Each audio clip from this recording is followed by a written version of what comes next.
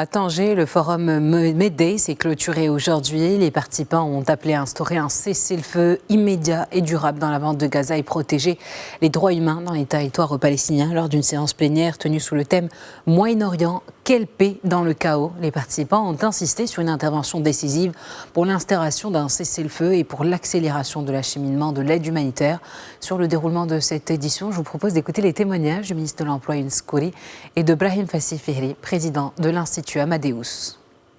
La clôture du Forum Medday de cette année est très réussie par la présence d'abord de 3 chefs de gouvernement pour pouvoir souligner encore l'importance du modèle marocain en matière de développement, le leadership de Sa Majesté sur le plan régional et international et surtout les chantiers et les dynamiques au sein de notre société. Nous sommes un pays qui avance avec beaucoup de confiance dans son modèle économique, dans son modèle social, mais surtout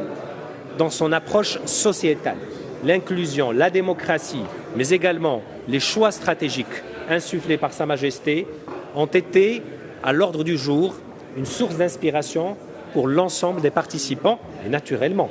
nous sommes également à l'écoute des expériences à l'international pour pouvoir enrichir la nôtre. Après 4 jours intenses de débat, le Forum Medday, qui se tient sous le haut patronage de Sa Majesté le roi Mohammed VI Lansro, prend fin avec une dynamique positive, notamment en matière de soutien franc, massif à l'intégrité territoriale de notre pays, à la marocanité du Sahara, par de nombreux pays frères africains, mais aussi de nombreux pays des Caraïbes, représentés ici à Tanger par des chefs d'État ou des chefs de gouvernement. Je ne peux que me réjouir de cette forte revendication de soutien à la souveraineté de nos provinces du Sud.